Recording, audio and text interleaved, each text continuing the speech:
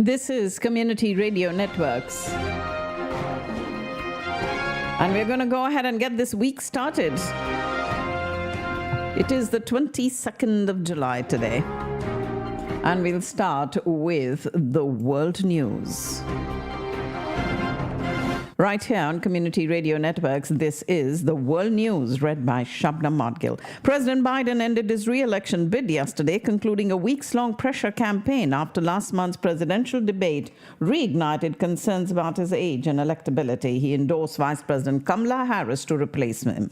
And the announcement frees almost 3,900 delegates, often party leaders and activists, pledged to Biden through state's primary process to back another candidate. If Harris wins the majority of the Democratic Party's almost 4,700 total delegate votes, she can immediately inherit the more than $240 million raised by the Biden-Harris campaign. If another Democrat successfully challenges her, there would be restrictions on accessing those donations.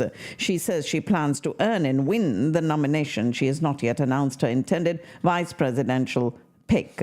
President Biden endorsing Vice President Kamala Harris to become the Democratic nominee, potentially making history as the first Black and Asian American woman as well as Indian to head a majority party ticket. President Biden has endorsed her to take over as the Democratic nominee to be president, but she'll still need to secure enough delegates to officially replace him. Close to 4,000 delegates will gather at the Democratic National Convention in Chicago starting on the 17th of next month, and Biden has won more than 3,800 of those delegates, who will now all be released to vote for whomever they choose. To win a nomination, a candidate must secure 1,986 delegates. President Biden deciding to withdraw from the presidential race after pressure from Democrats due to concerns over his age and viability against Donald Trump. He ended his re-election bid and endorsed Vice President Kamala Harris to succeed him. She, in a statement, said that she was honored to receive from the President Biden's endorsement and intends to earn and win the Democratic nomination. With the election less than 4 months away, she must now quickly narrow her focus on a handful of potential running mates. Democratic Representative Jim Clyburn, a close ally of President Biden who has endorsed her, weighed in on several possible options for her to select as a running mate if she gets the nomination. The South Carolina Democrat says he likes Pennsylvania Governor Josh Shapiro and noted that North Carolina Governor Roy Cooper is in place. Some Democrats hope there will be an open race for Harris's running mate, with a focus on other Democratic governors, including Kentucky Governor Andy Beshear, Illinois Governor J.B. Pritzker, and Minnesota Governor Tim Walz. Speculation was also swirling around Michigan Governor Gretchen Whitmer, who joined a campaign staff call for Harris last night. The race to be Kamala Harris's running mate has already started. Endorsements poured in swiftly yesterday for her as the U.S. Democrat Party's presidential nominee following Joe Biden's extraordinary announcement that he would step down from the election race. California Governor Gavin Newsom and his Pennsylvania counterpart, that is Josh Shapiro, endorsing her to lead the Democratic ticket, removing themselves as possible contenders. Meanwhile, North Carolina's Governor Roy Cooper said Harris should be the next president, and Secretary of Transportation Pete Buttigieg, who, like Harris, sought the Democratic nomination in 2020, said he would do all that he can to help her win this election. Democratic standard bearers, including Bill and Hillary Clinton, John Kerry, and a raft of Democratic members of Congress, including left-wing star Alexandria Ocasio-Cortez, also endorsed her. Some notable figures, including former President Obama and ex-House Speaker Nancy Pelosi, praised Biden for his decision, but stopped short for now of endorsing Harris. Meanwhile, the formal nomination process for the candidate occurs at the party's summer nominating convention, where delegates chosen from all 50 states, the U.S. capital, and overseas territories officially anoint a candidate chosen by voters during the primaries. Vice President Kamala Harris yesterday raised almost $50 million in grassroots donations for her campaign since Biden endorsed her on Sunday morning. Additionally, the Biden-Harris campaign amended filings with the FEC to rename its principal committee and declare Harris a candidate for president, meaning that she can take control of the Biden-Harris campaign account, which had nearly $96 million of cash in hand at the end of June. However, newly filed campaign records show the Trump team entered July in the general election showdown with a bigger war chest of available cash. She raised $50 million in grassroots donations last night. Independent Senator Joe Manchin has this morning said he's thinking about rejoining the Democratic Party and entering the 2024 U.S. presidential election race. Earlier yesterday, he called on President Biden to quit the race before Biden announced his decision not to seek re-election and endorsed Vice President Kamala Harris for the Democratic presidential nomination. Former President Trump yesterday ripped into President Biden shortly after he announced he's dropping his re-election bid, warning the nation will suffer greatly as a result of Biden's one term in office. Minutes after President announced his exit from the race, the former president described him as going down as the single worst president by far in the history of our country, and his campaign managers echoed his remarks with a blistering statement tying Harris to the Biden administration's policy. The Secret Service, meanwhile, denied requests for additional security resources for Donald Trump in the 2 years leading up to his assassination attempt. Top officials at the Secret Service rejected those requests from the security detail for more manpower and gear at events before the attempted assassination on the 13th of this month. An independent presidential candidate, Robert F. Kennedy Jr., has said the contest for the White House is a two-man race and that only he can beat Donald Trump after President Biden's shocking withdrawal from a second-term bid. He was speaking at a hastily called press conference yesterday from his family's storied compound in Massachusetts and praised Biden while simultaneously blaming Democratic Party leaders for hiding his mental decline. Adrian Belter, Todd Helton, John Moyer, and Jim Leyland were introduced into the Baseball Hall of Fame yesterday at a ceremony in Cooperstown, New York. Each gave speeches recalling their journey and the people who helped them along the way. An estimated crowd of 28,000, filled with family, friends, and fans, loudly voiced their approval. Longtime Houston Congresswoman Sheila Jackson Lee has died. She was a Democrat who represented the Houston area and Washington, D.C. for 30 years, got her start in politics by winning a seat on the Houston City Council in 1989 and elected to Congress in 1994. She was 74 years old, had been diagnosed with pancreatic cancer last month. A 4-alarm fire broke out Friday evening at a local Dallas church downtown. The fire destroyed the historic sanctuary of the First Baptist Church in downtown Dallas, and the flames broke out and people could hear the building collapse. Witnesses say it was sad to see a piece of the city's history go up in flames. As the smoke was clearing at the historic Dallas First Baptist Church, built in 1890, a Dallas Fire Rescue Battalion chief delivered some good news about the main church, and he went on to share that resolving the damage won't be extremely difficult, as large fans and an open door on the roof should help eliminate that odor. However, the historic 134-year-old chapel didn't receive the best news. As said, there is no structural integrity left. Structural engineers are now working to determine if the sanctuary can be stabilized enough for restoration. If not, the historic chapel will have to be demolished. Facing intense pressure to quickly cut a ceasefire deal with Hamas in Gaza, Israeli Prime Minister Benjamin Netanyahu is to deliver a landmark speech to the U.S. Congress the day after tomorrow. He'll become the first foreign leader to address a joint meeting of the two chambers 4 times, pulling ahead of Britain's Winston Churchill on 3. An expected meeting with Netanyahu and President Joe Biden still not confirmed, but it is Israeli Prime Minister Benjamin Netanyahu who said he was planning on meeting the president during his trip to Washington to thank him for the things he did for Israel. He left for the U.S. today, leaving behind a brutal war in Gaza to make a politically precarious speech before a joint session of Congress. Israel will be the United States' strongest ally in the Middle East, regardless of who is elected as president in November, said Prime Minister Benjamin Netanyahu. Israel's military said it intercepted a surface-to-surface missile from Yemen headed towards the southern Israel city of Eilat, and the latest attack from Houthi rebels in a days-long escalation. Israeli forces intensified their strikes across central Gaza, killing at least 64 people and leaving more than 100 others wounded in a single day following the International Court of Justice ruling declaring the Israel's occupation of Palestinian territory illegal.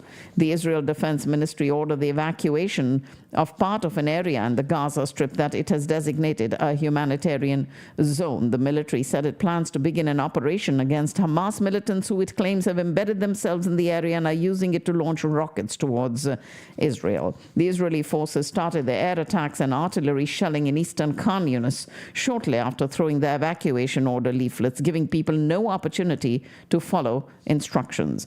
Israel has started vaccinating its troops in Gaza against polio and supplying vaccines for the Palestinian population after health agencies said the virus has been found in the territory. And a ceasefire is the only way to protect babies in Gaza and Israel from this polio epidemic, according to Israeli public health professors. The presence of Palestinian athletes at the Paris Olympic Games is already a major victory for the team amid the conflict in the Middle East.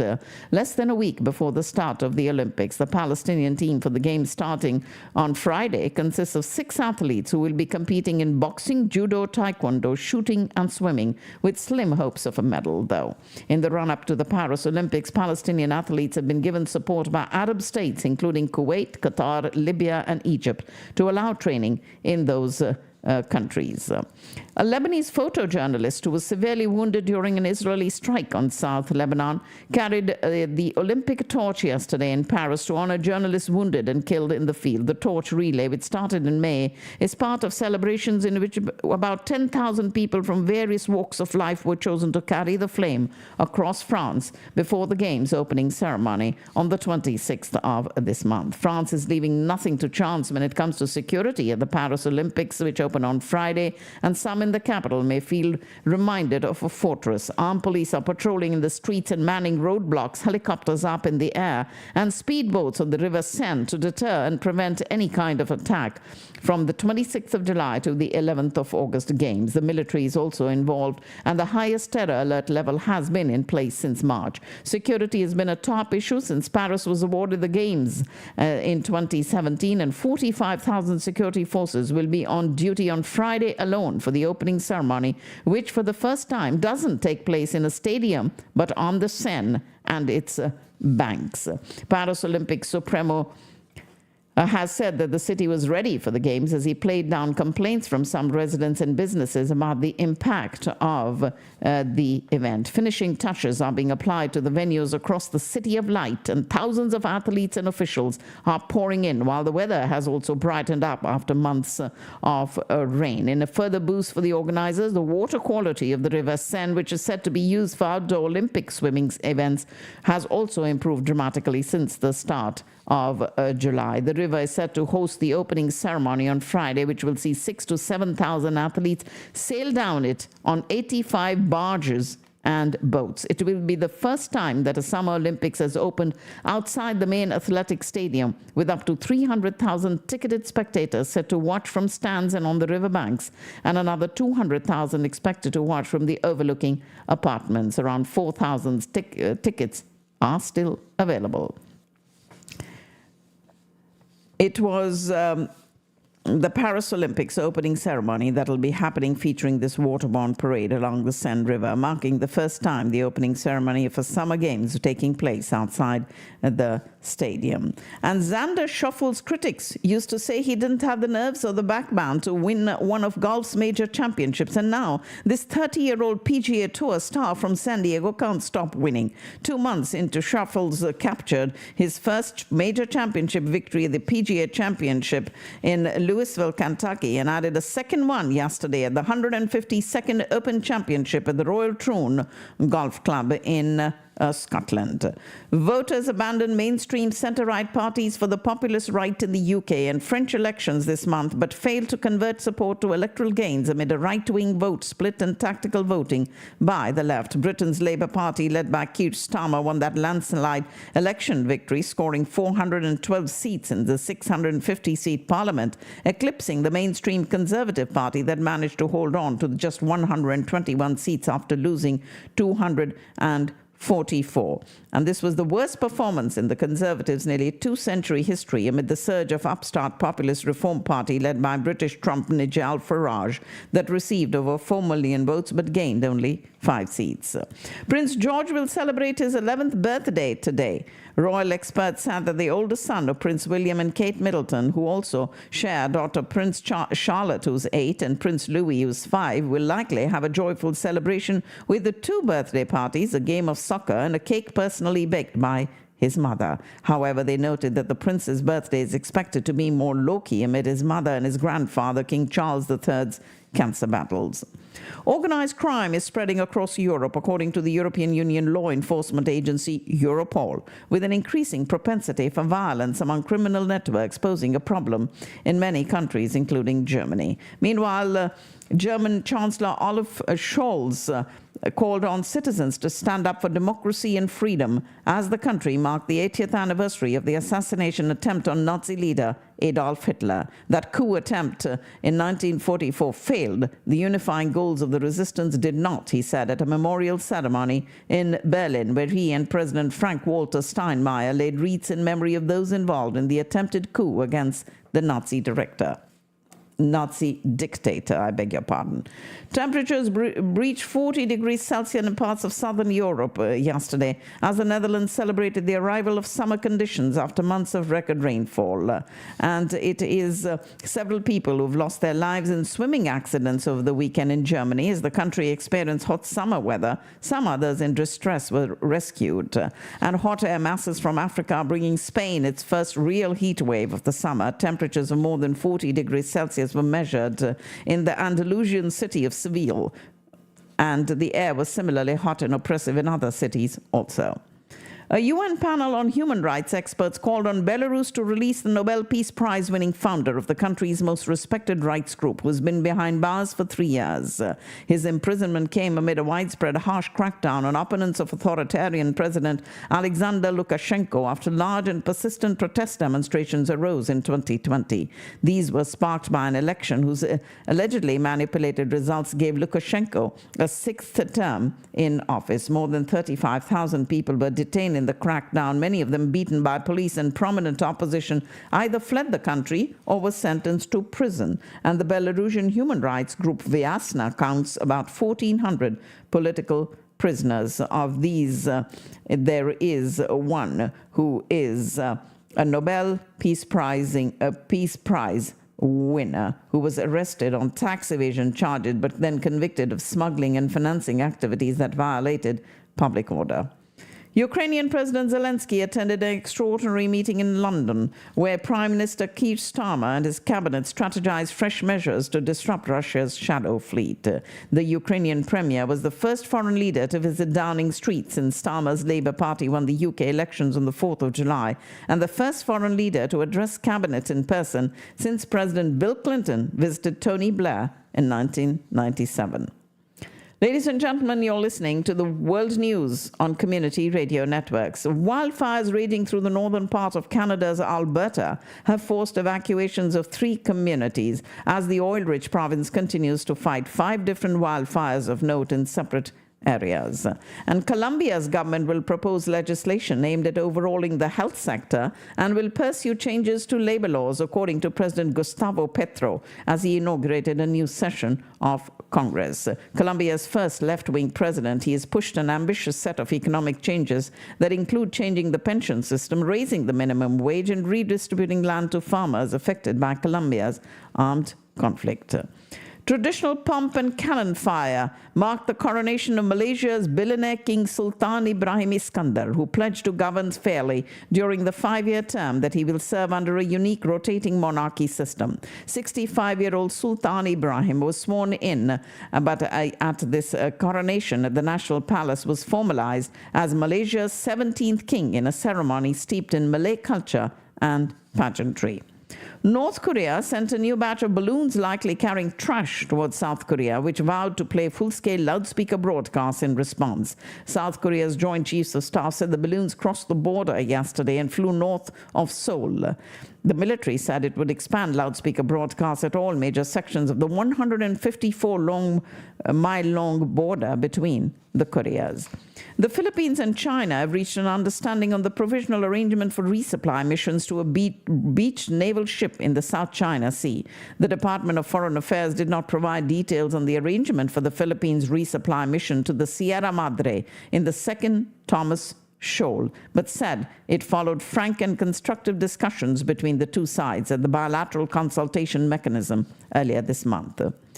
The Abu Dhabi Federal Court of Appeal has imposed 10-year prison terms on 53 Bangladeshi nationals and an 11-year sentence on another, in addition to 3 life sentences.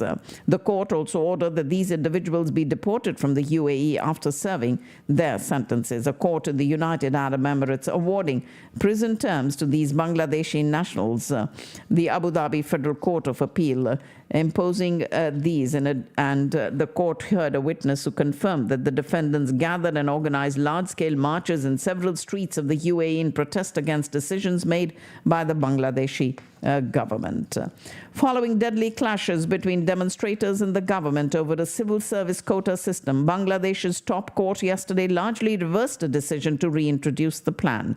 Under the Supreme Court of Bangladesh's ruling, 93% of all appointments are to be based on merit with immediate effect, with 5% going to descendants of soldiers who fought for Bangladesh's independence from Pakistan in 1971 and 2% to people from ethnic minorities or with disabilities. The original quota system reserved more than half of public sector jobs for such special groups. It was seen as favoring supporters of long-serving Prime Minister Sheikh Hasina and her Awami League.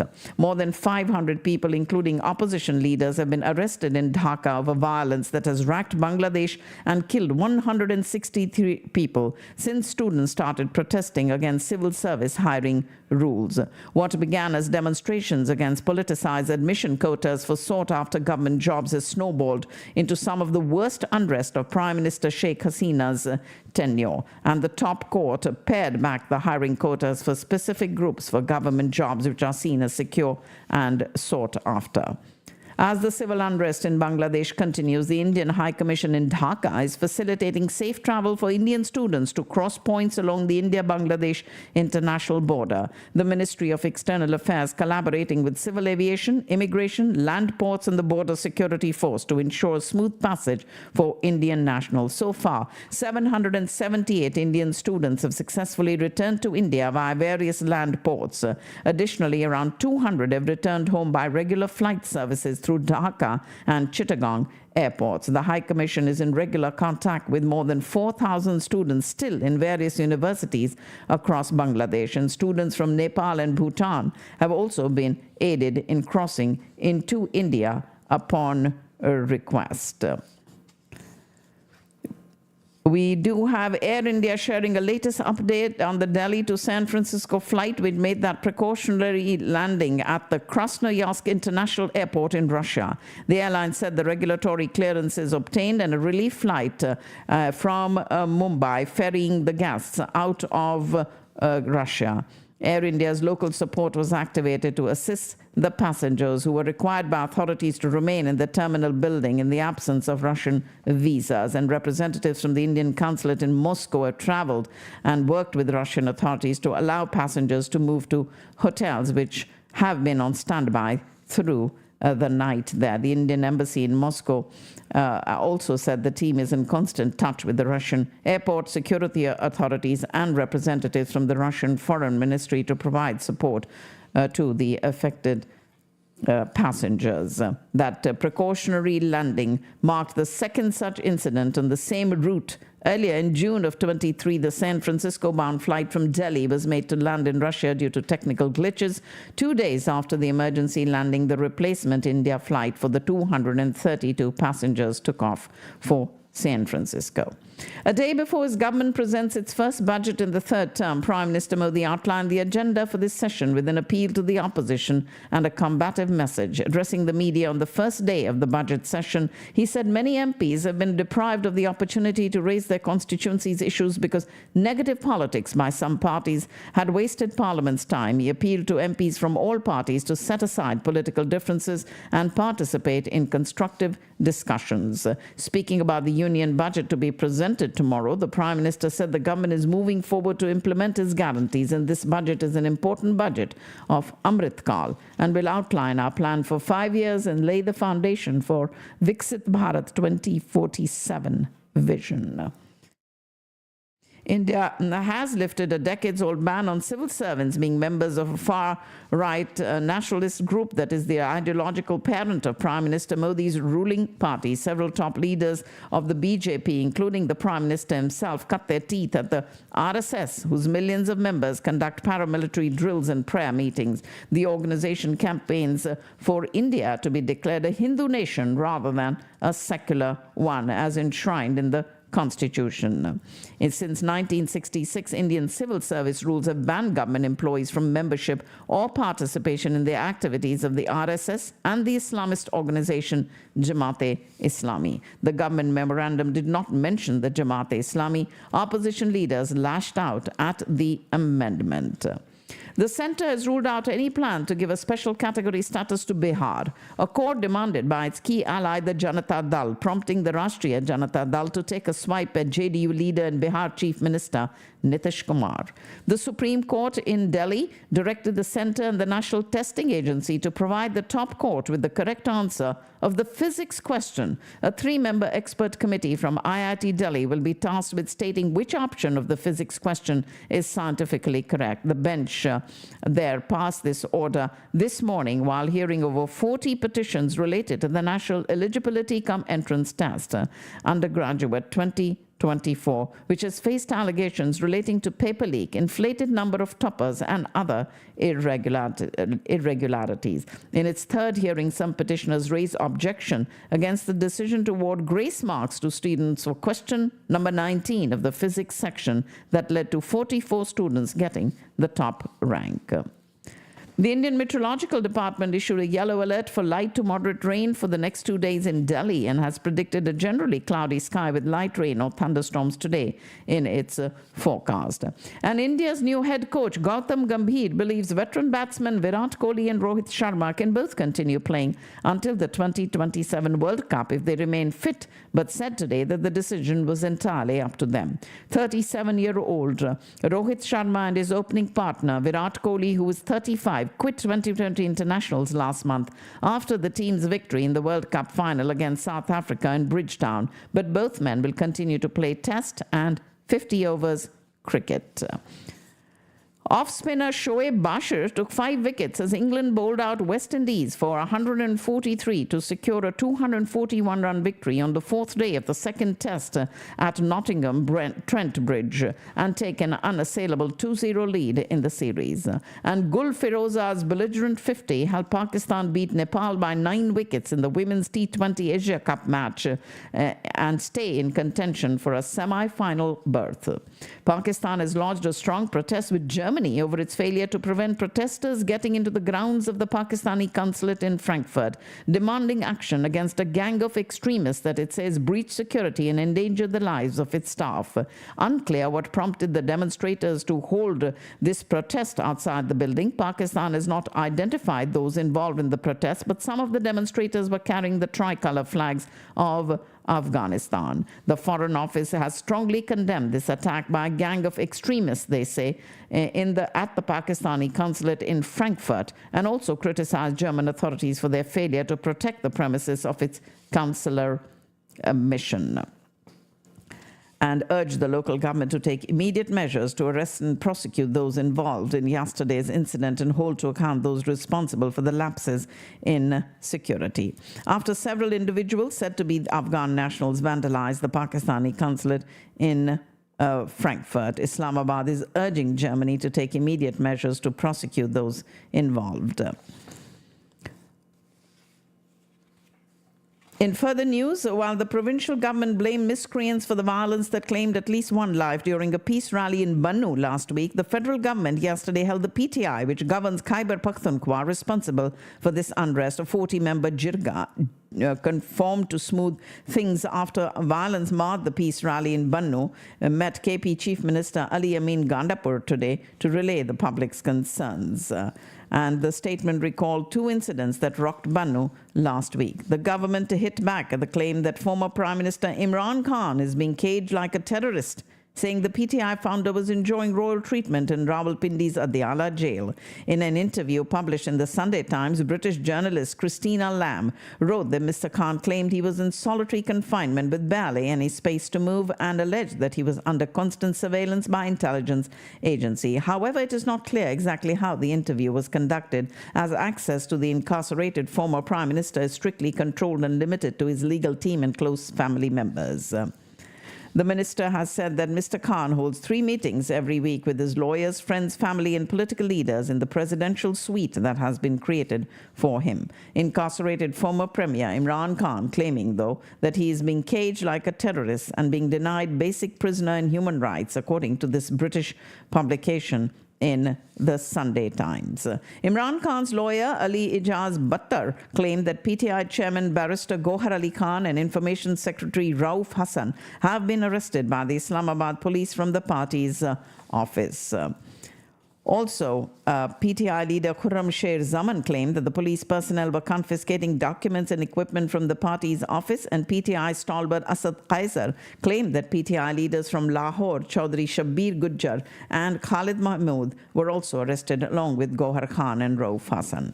Inter-Services Public Relations Director General Lieutenant General Ahmed Sharif has said that a massive illegal political mafia in the country was trying to sabotage the state's Azme-Istikam operation to fulfill its vested interests. Addressing a press conference in Rawalpindi, he said its purpose was to clarify the army's stance on some important topics, adding that there was some increase in organized propaganda, false wrong news, and concocted news.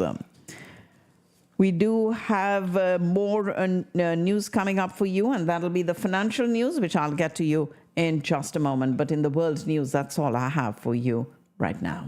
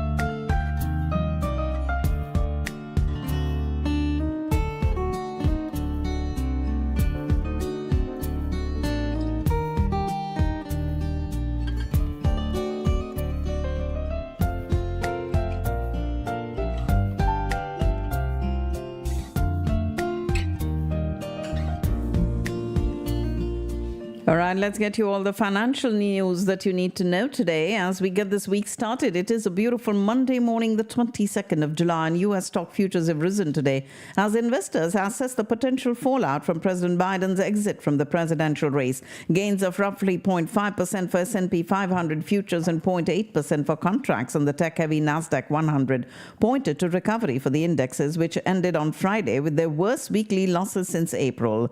Dow Jones Industrial Average futures moved up 0.1% in the wake of the index's own sharp fall. Investors are surveying a changed political landscape after Biden called off his re-election bid yesterday and backed his Vice President Kamala Harris to replace him as the Democratic nominee. The political shock could inject more volatility into an already battered stock market, distracting focus from this week's flood of earnings and key inflation release. President Biden's exit from the race yesterday could prompt investors to unwind trades, betting that a Republican victory would increase U.S. fiscal and inflationary pressures, while some analysts said markets could benefit from an increased chance of divided government under the next administration.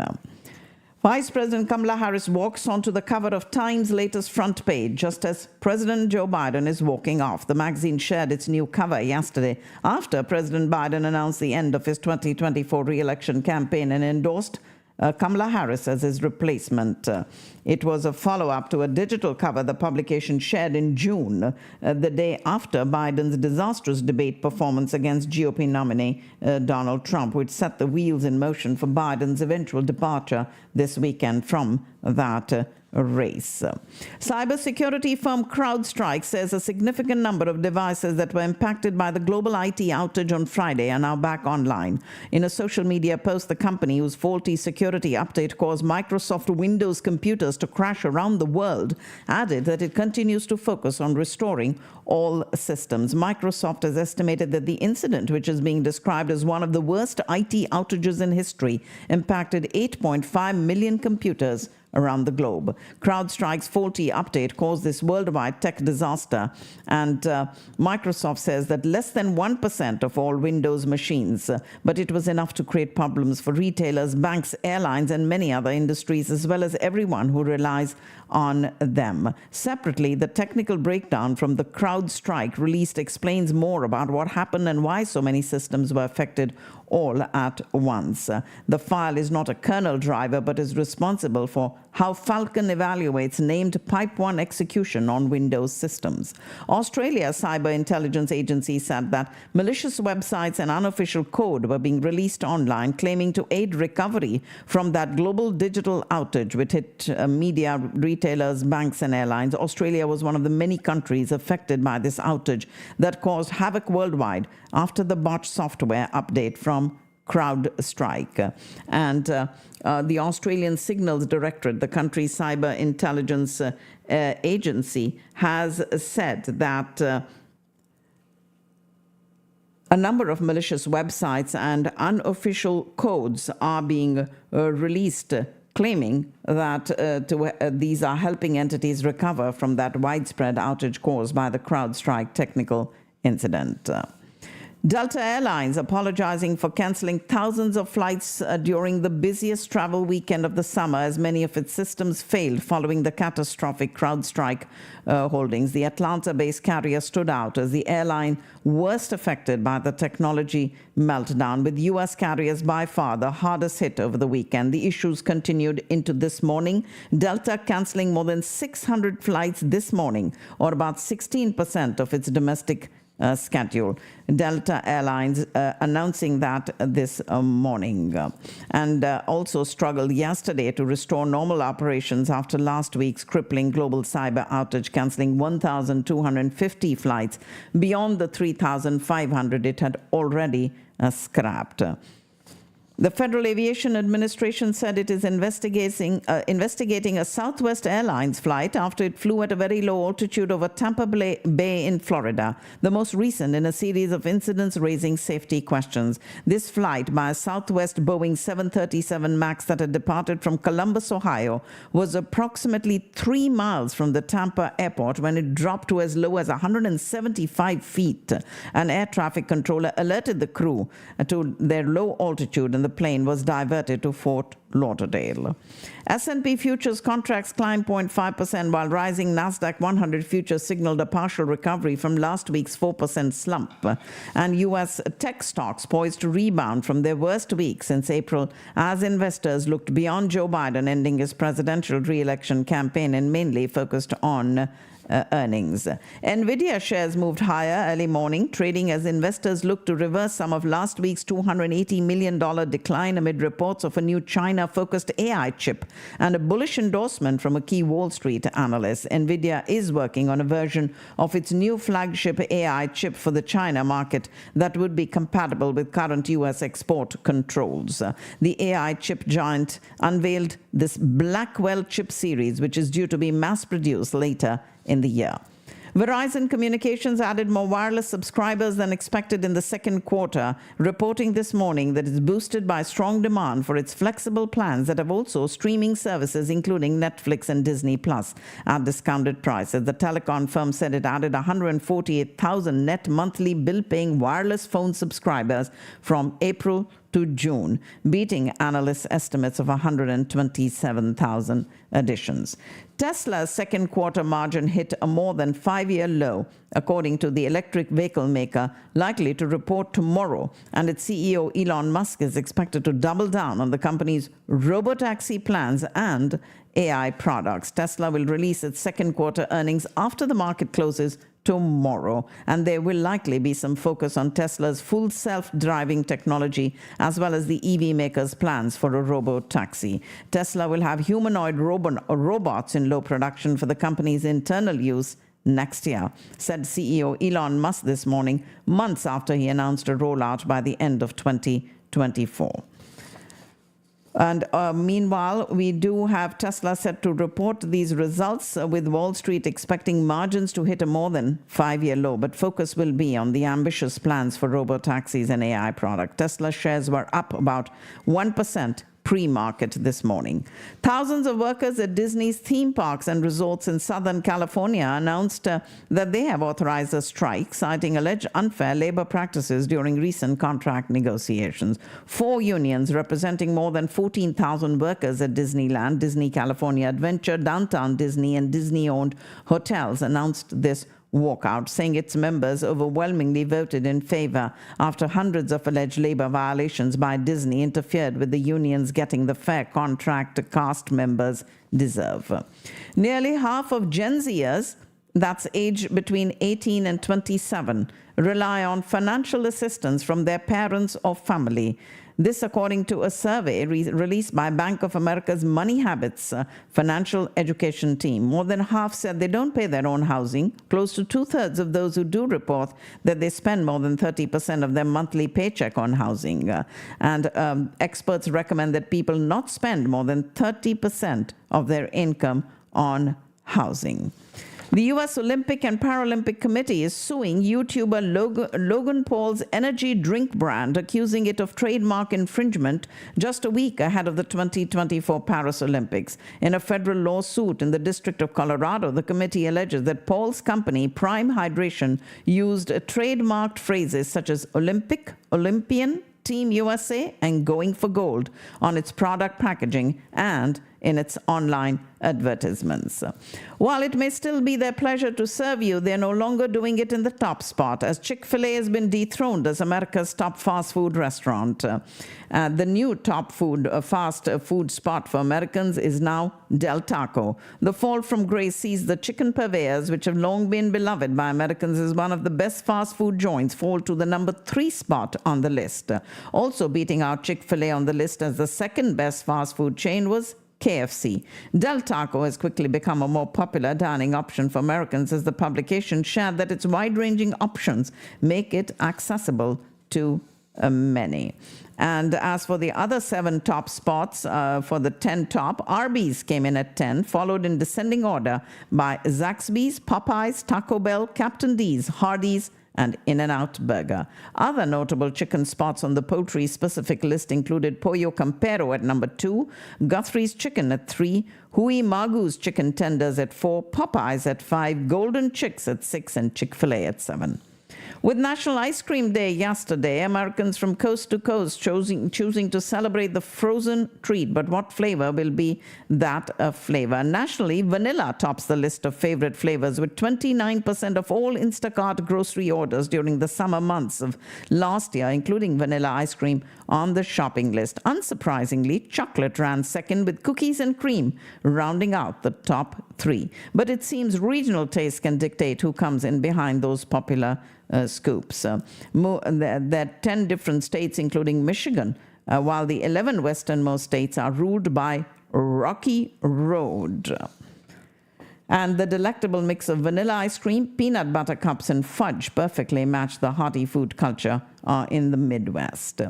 American Airlines and the union representing its flight attendants said they've reached an agreement on a new contract that includes pay raises, and President Biden said the deal avoids a strike that would have hurt the U.S. economy and consumers, as American Airlines announced this from their headquarters in Fort Worth. And the Research Foundation of the Commonwealth Fund says Texas is the 49th worst state when it comes to women's health issues, above only Mississippi. The group's Sarah Collins says Texas is one of the 10 states that have not expanded Medicaid. Also, Texas has the highest rate of uninsured women in the nation. 1 in 5 don't have coverage, and too few maternity health workers, ranks 49th on prenatal care visits. Texas' abortion ban is part of the reason why the state has amongst the fewest number of maternity health care workers relative to the number of women of reproductive age. And the ban will lead to fewer doctors willing to practice in Texas. A trio of unfinished skyscrapers that have become fixtures in downtown Los Angeles and gained global attention for their graffiti-covered facade may soon get a new lease on life after an unidentified bidder offered $500 million for the property's Oceanwide Plaza, which sits across the city's convention center and Crypto.com arena, was abandoned by its Chinese developer in 2019 and became a symbol of the post-pandemic challenges faced by urban centers. The buildings gained global attention when graffiti artists broke into the tallest building. The effort triggered a flood of similar illegal designs on more than 24 floors, creating a prominent tapestry of spray-painted artwork, and the buildings gained further scrutiny after Daredevil's base jumped from the top floor, while another performed a tightrope stunt in May. The property needs $800 million at a minimum to complete. China increased support for the economy with surprise interest rate cuts, seeking to prop up growth after a lack of short-term stimulus from a major communist party meeting disappointed investors.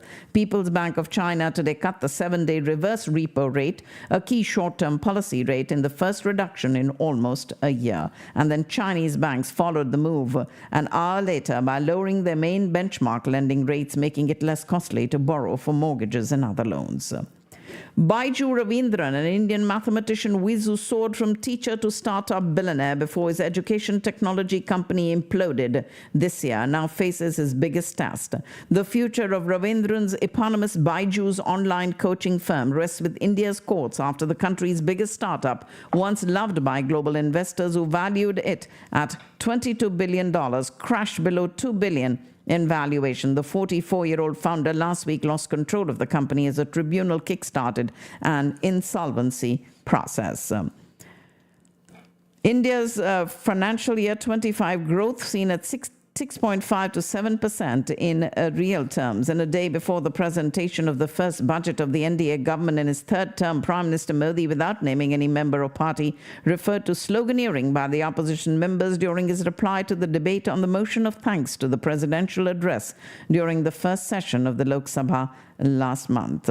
The Prime Minister also said that the union budget will set the direction for the next 5 years and will lay a strong foundation for the dream of a developed India by 2047. The corporate sector in India has been posting impressive financial performances, but recruitments and salary growth of employees have not kept up with the company's profit.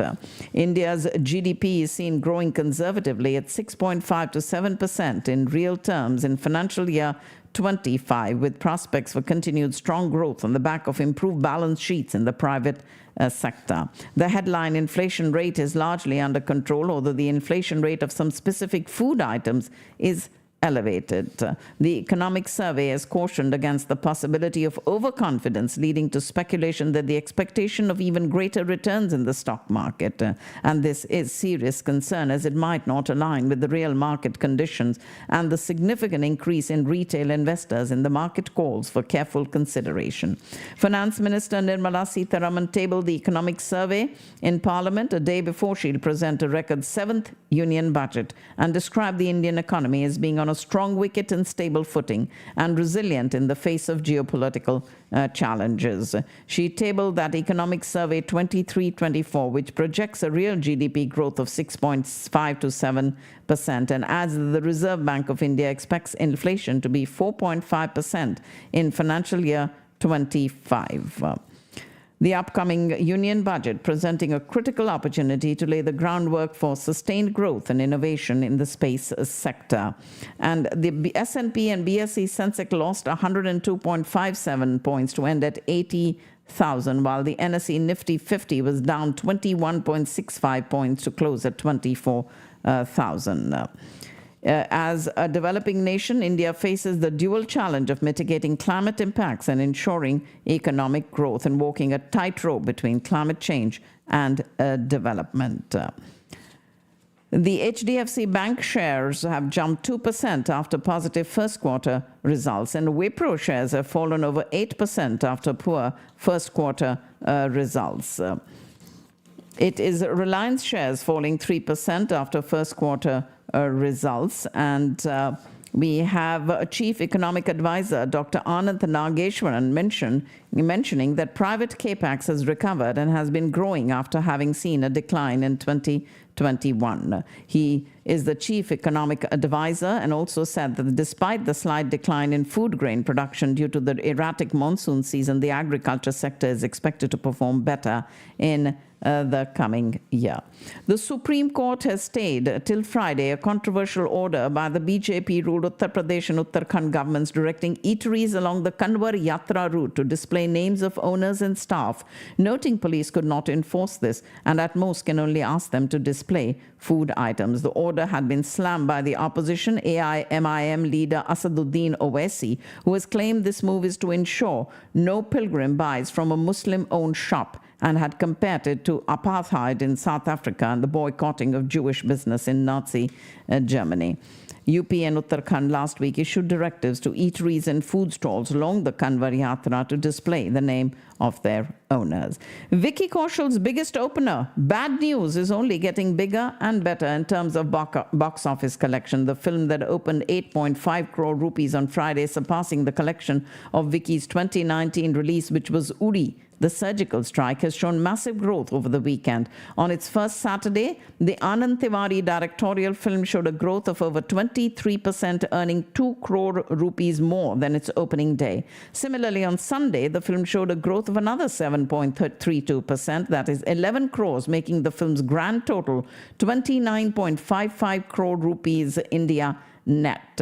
And the film's weekend box office collection has outdone Prabhas's multi-star sci-fi drama Kalki 2898 AD, with the film earning just 8.25 crore rupees on its fourth Sunday. Bad News there with the of course, Vicky Kaushal, along with Tripti Dimri and Ami Virk in the leading roles.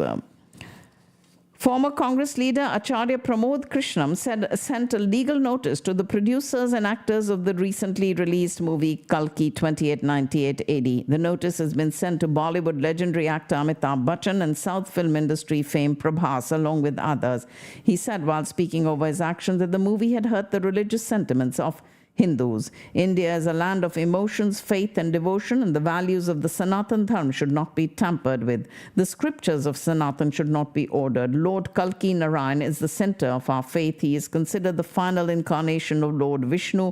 Much is written about the incarnation of Kalki in the Puranas, and based on this, Prime Minister Modi laid the foundation stone of the Sri Kalki Dham. Also, the notice has been sent by Ujjwal Anand Sharma, advocate of the Supreme Court of India, on behalf of Acharya Pramod. The film is a mythology-inspired sci-fi extravaganza set in the future. The Afghanistan-Pakistan Joint Chamber of Commerce has claimed that the export of fresh fruits and vegetables to Pakistan has been suspended for 2 weeks after a high increase in customs tariffs by Islamabad. A statement issued by the Afghan Taliban media claimed that since Pakistan increased custom duty on fresh fruits and vegetables recently, many traders quoted by them stating that this tariff had made the export of fresh foods very expensive. Deep structural economic reform is an important and continuous process in the face of economic headwinds, the geopolitical challenges. China understands that well, but Pakistan does not. It was not, therefore, surprising to see the recent Communist Party of China conclave, or the third plenum, set out a blueprint for reforming the country's economy last week. The adoption of a reform resolution is actually being seen as the most important outcome of this highly anticipated 4-day meeting. Pakistan, meanwhile, is the 7th largest producer of sweetener in the world, and sugarcane is the country's second most important cash crop after cotton. It produces 7.8 million tons of sugar in the crop year 21-22, and its per hectare cane yield is 46 tons. Under the International Monetary Fund influence, the Federation and the provinces have committed to taking appropriate measures to remove distortions of fiscal federalism. And life for ordinary Pakistanis may continue to be challenging, not only through this fiscal year, but for the next 2 years as well, due to the high levels of taxes that will remain in place and the additional services that will be brought into the tax net during these 3 years to meet the International Monetary Fund's demands. The recently negotiated $7 billion IMF loan package, whose final approval by the IMF Executive Board is awaited, will be disbursed in 37 months. And the terms of this loan require Pakistan's provinces to switch over from positive to negative list of services to levy sales tax. The bears dominated the trading floor today as shares at the Pakistan Stock Exchange declined by more than 1,500 points because of heightened political tensions. Ladies and gentlemen, that's all I have in the financial news for you today, but I do have the final segment of our program coming up in just a minute. Stay with us right here on Community Radio Networks.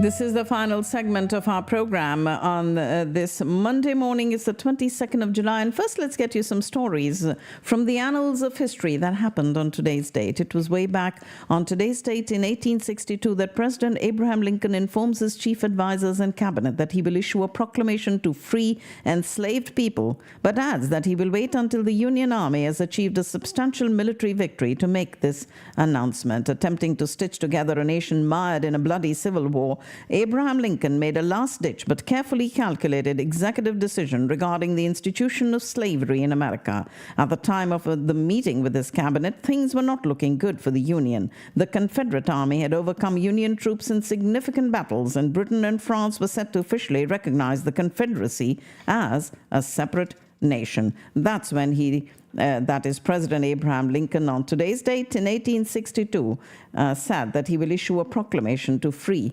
enslaved people. On the 22nd of July 1916, a massive parade held in San Francisco, California, to celebrate Preparedness Day in anticipation of the United States entrance into World War I is disrupted by the explosion of a suitcase bomb which kills 10 bystanders and wounds 40 more. It would be considered at that time the worst terrorist act in the city's history. It was by that summer that the Great War raging in Europe and with the U.S. and other neutral ships threatened by German submarine aggression had become clear to many in the U.S. that their country could not stand on the sidelines much longer. And this massive parade in San Francisco was held to celebrate Preparedness Day and was disrupted by this explosion of the suitcase bomb on today's date in 1916. American aviator Wiley Post returns to Floyd Bennett Field in New York, having flown solo around the world in 7 days, 18 hours, and 49 minutes. He was the first aviator to accomplish the feat. He instantly was recognizable by the patch that he wore over one eye. He began the journey on the 15th of July, flying non-stop to Berlin. After a brief rest, he flew on to the Soviet Union, where he made several stops before returning to North America, with stops in Alaska, Canada, and finally a triumphant landing at his starting point in New York. He flew solo around the world in 7 days, 18 hours, and 49 minutes, and landed back on today's date in 1933. On the 22nd of July 1942, the systematic deportation of Jewish people from the Warsaw Ghetto begins, as thousands are rounded up daily and transported to a newly constructed concentration extermination camp at Treblinka in Poland. On the 17th of the month earlier, Heinrich Himmler, head of the Nazis, arrived at Auschwitz, the concentration camp in eastern Poland, in time to watch the arrival of more than 2,000 Dutch Jews and the gassing of almost 500 of them, mostly the elderly, sick, and very young. The next day, he promoted the camp commandant to a major and ordered that the Warsaw Ghetto, the Jewish quarter constructed by the Nazis upon the occupation of Poland, enclosed first by barbed wire and then by brick walls, be depopulated, a total cleansing as he described it, and the inhabitants transported to what was to become a second extermination camp constructed at the railway village of Treblinka, 62 miles northeast of Warsaw. And that deportation began on today's date in 1942. Within the first 7 weeks of his order, more than 250,000 Jews were taken to Treblinka by rail and gassed to death, marking the largest single act of destruction of any population group, Jewish or non-Jewish, civilian or military, in the war. Upon arrival at the second camp at Treblinka, prisoners were separated by sex, stripped and marched into what was described as bathhouses, but were in fact gas chambers. The first commandant, the man who had headed up the euthanasia program of 1940 and had much experience with the gassing of victims, especially children, compelled several hundred Ukrainian and 1,500 Jewish prisoners to assist him. They removed gold teeth from victims before hauling the bodies to mass graves. He was relieved of his duties for inefficiency. It seems that he and his workers could not remove the corpses quickly enough, and panic was occurring within the railway cars of newly arrived prisoners. By the end of the war, ladies and gentlemen, between 700 and 900,000 people would die at either Treblinka or the other place that they had built. And it was Hoes, who Heinrich Himmler had stationed there, who was tried and sentenced to death by Nuremberg tribunal. He was hanged in 1947. In a dramatic turnaround, Soviet leader Mikhail Gorbachev indicates that he's willing to negotiate a ban on intermediate-range nuclear missiles without conditions. His decision paved the way for the groundbreaking Intermediate-Range Nuclear Forces Treaty with the United States.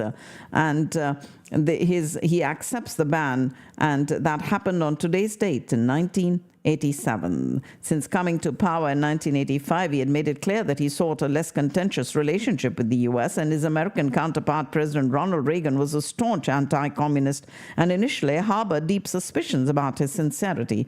But after meeting with him, Reagan became to believe that the progress might be made on a number of issues, including arms control. And it was Gorbachev who accepted the ban on intermediate-range nuclear missiles on the 22nd of July in 1987.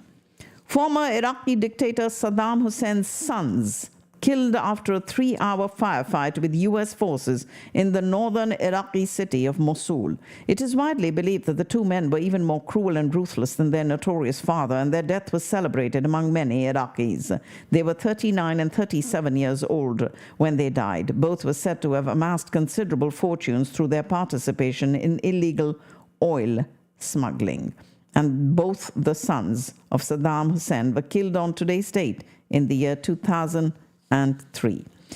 And on that same day, in 2003, the 22nd of July, U.S. Army Private Jessica Lynch, a prisoner of war, was rescued from an Iraqi hospital, receives a hero's welcome when she returns to her hometown of Palestine in West Virginia. The story of the 19-year-old supply clerk who was captured by Iraqi forces gripped America. However, it was later revealed that some details of her dramatic capture and rescue might have been exaggerated. But she returned to a hero's welcome on today's date in 2003. And on today's date in 2005, the March of the Penguins, a French-made documentary about emperor penguins in Antarctica, opens in theaters across the U.S. March of the Penguins went on to win numerous awards, including an Oscar, and became one of the highest-grossing documentaries in movie history. Followed the year-long reproductive cycle of the emperor penguins and their arduous journeys between the ocean and their inland breeding grounds. Two cinematographers spent a year in isolated terrain and challenging weather conditions in order to film the penguins in their natural habitat. The penguin parents were shown caring for their unhatched eggs and young chicks. Male-female penguin couples were presented as monogamous, leading some conservative commentators to declare that March of the Penguins promoted family values, and the film's French director, Luc Jacquet, rejected this view. In a 2005 interview, he stated, "I condemn this position. I find it intellectually dishonest to impose this viewpoint on something that's part of nature. It's amusing, but if you take the monogamy argument from one season to the next, the divorce rate, if you will, is between 80 to 90%. The monogamy only lasts for the duration of one reproductive cycle. You have to let penguins be penguins and humans be humans," he said. And the American version of March of the Penguins featured straightforward narration by the Oscar-winning actor Morgan Freeman. However, the French version of the film, titled La Marche de l'Empereur, used the voices of human actors to make it appear as if the penguins were speaking. At the 78th Academy Awards in 2006, March of the Penguins won an Oscar for Best Documentary Feature. The success appeared to spark a mini penguin craze, and Happy Feet, an animated film about emperor penguins, opened in U.S. theaters the following year. Happy Feet featured the voices of Elijah Wood, Robin Williams, and Nicole Kidman, won an Oscar for Best Animated Feature at the 79th Academy Awards in 2007. The original March of Penguins was released widely in the United States on today's date in the year 2005. And weighing in at a healthy 8 pounds and 6 ounces, the first child of the Duke and Duchess of Cambridge, more informally known as Prince William and Kate Middleton, is born on today's date in 2013 at St. Mary's Hospital in London. The new prince's birth had been a highly anticipated event, with reporters camping outside the hospital to get the first glimpse of the new arrival. Though the official birth announcement came, according to tradition, via a statement posted on a gilded easel outside Buckingham Palace, the Duke and Duchess Duchess put a more modern spin on things by appearing outside the hospital to introduce their baby to the world. 2 days later, the royal family announced his full name, His Royal Highness Prince George Alexander Louis of Cambridge. His first name paid tribute to his great-great-great-grandfather, King George V, as well as his great-great-grandfather, King George VI. Alexander was seen as a possible nod to his grandmother, Queen Elizabeth II, who christened Elizabeth Alexander Mary, or to Queen Victoria, whose full name was Alexandrina Victoria. Louis was thought to honor his great-great-uncle Louis Mountbatten, who played matchmaker to the Queen and her husband, Prince Philip, Duke of Edinburgh, and was very close to Prince Charles. Prince George entered the world on today's date in 2013. As third in line of succession to the British throne. His paternal grandfather, Prince Charles of Wales, stands to inherit the crown from his mother, Queen Elizabeth II, while Prince William, Charles' elder son, with Prince Diana, is second in line. George's birth marked the first time in more than 100 years since Queen Victoria's reign that 3 generations of direct heirs alive at the same time. Between royal baby-themed goods and party supplies, Britons spent £240 million celebrating Prince George's arrival. His birth kicked off a royal baby boom. His younger sister, Prince Charlotte, arrived in 2015, followed by a younger brother, Prince Louis, in 2018. And in 2019, George's uncle, Prince Harry, and his wife, Meghan Markle, the Duke and Duchess of Sussex, welcomed their first child, Archie Harrison Mountbatten Windsor. And in 2021, it was Meghan Markle who gave birth to a daughter, Lilibet Mountbatten Windsor. But the legacy was started by Prince George, the first child of Prince William and Kate Middleton, born on today's date in 2013. Those were some stories from the annals of history that happened on today's date, and I hope you found those interesting. We are going to go ahead and make your social calendar, but before I do that, I do have thanks going out to the supporters of community radio networks. Big thanks going out to Discount Power, to Houston EB5, the Aluwalia Law Offices, the Wyndham Hotel in Irving, Digital X-Force, Kinza Law, Michaelachi, also the Ruchi Palace by Michaelachi, Sri Vimal's Venue, Eggholic on MacArthur Boulevard in Irving, Mystic Mandala, and Flash Brush Productions. The cricket match continues, and yesterday was India night at the Grand Prairie Stadium, where a lot of us at the India Association were present there for the cricket match. The next one will be the eliminators start now. Well, there is one match tomorrow, and then the eliminators on 24th, the qualifier on 25th, challenger on 26th, and the final on the 28th of this month, and all of them at the Grand Prairie Stadium here. Up close, we have also an event happening, and that will be on the 28th, which is Sunday, this coming Sunday, which will be held at the Plano Civic Center with Natasha Beg, Wahajali, Yumna Zaidi, and Rafe Israr, and it will be hosted by Nasir Khan. This is being brought to you by Hiba Entertainment. Make sure that you are there for that this Sunday. Also, Wish Win Spellathon has been announced. The preliminaries for the Junior Spellathon on the 26th and 27th, and the preliminaries for the Senior Spellathon on the 28th and the 29th. Check out more details at wishwin.org. Shahnaz Gill will be in town on this Saturday, and that will be at the Ruchi Palace. Brought to you right here in Dallas will be Shahnaz Gill. Al Noor International are having their 5th cruise mushaira also on Saturday, the 27th. And we do have the Indian Cultural Heritage Foundation presenting a spectacular dance and musical called Krishna, Fire to Frost, by a dynamic dancing duo Nirupama and Rajendra and their troupe of 21 artists. This is happening on the 3rd of August at 5 o'clock in the Moody Performance Hall. Tickets are available at Ticket DFW, and you don't want to miss this amazing production on the pulsating personality of Draupadi from the greatest epic Mahabharata. And that is Krishna, Fire to Frost by the Abhinav Dance Company on the 3rd of August, and it is going to be at the Moody Performance Hall. Life Transformation with Swami Mukundanand, the daily discourses on the power of thoughts through Patanjali Yoga Sutras, happening from the 3rd to the 9th of August at the Radha Krishna Temple every day from 6 to 9 in the evening. And that's the Radha Krishna Temple in Allen. 2024 North Texas Job Fair, hosted by Congresswoman Beth Van Dyne in partnership with the U.S.-India Chamber of Commerce, is happening on the 8th of August at the Texas Rangers Stadium. And we have Madhuri Dixit in town on the 9th of August. Check out more details at 360shows.com. A program called Yadein, reminiscing the songs of Kishore Kumar, Lata Mangeshkar and Muhammad Rafi on the 10th of August at the Grand Center in Plano. Raksha Bandhan, celebrating the bond of love and protection on the Saturday, the 17th of August, being brought to you by the Brahma Kumaris from 6 to 8 p.m. The program will begin with an explanation of the significance of Raksha Bandhan, followed by the tying of the bracelet, blessing card and sweets in a peaceful and powerful atmosphere of meditation at the Brahma Kumaris Meditation Center on Farmers Branch. You can call them at 972-254-5562.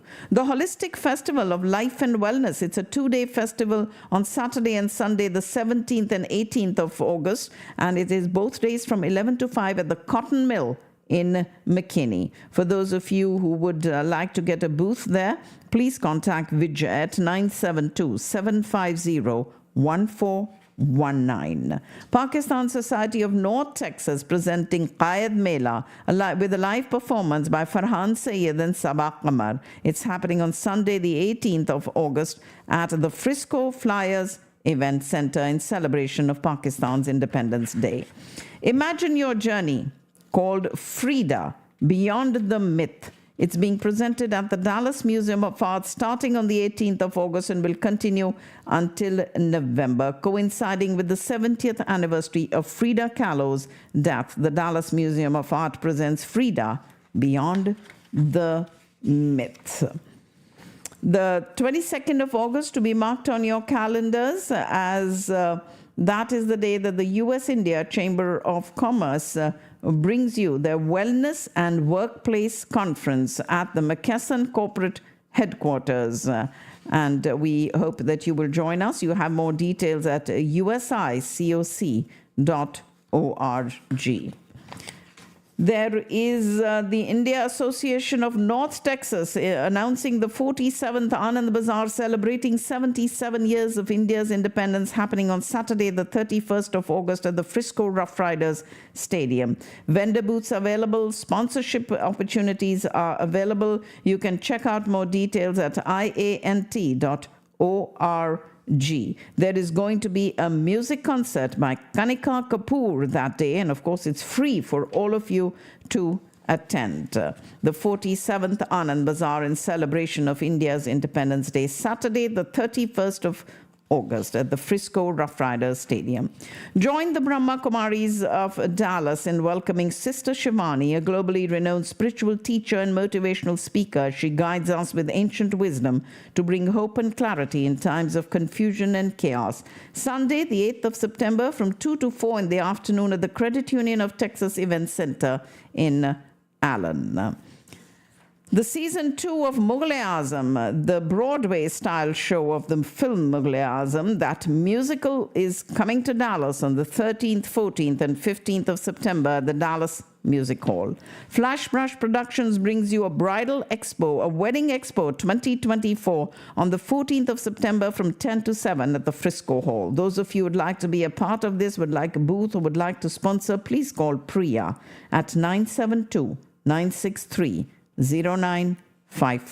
Texas Giving Day is on the 19th of September, and Dallas Festival of Lights, the Grand Diwali Mela, happening on the 13th of October from noon to 10 at the South Fork Ranch. Please make sure you've noted all these dates, and of course we'll have details coming up as we get closer to them. But that, ladies and gentlemen, is my show for today, and I hope you found it very informative, ready for you to take on the day today, which is Monday, the 22nd of July. As a matter of fact, take on this entire last full week of July. And for those of you who'd like to reach me on community radio networks directly, my number is 214-675-1754.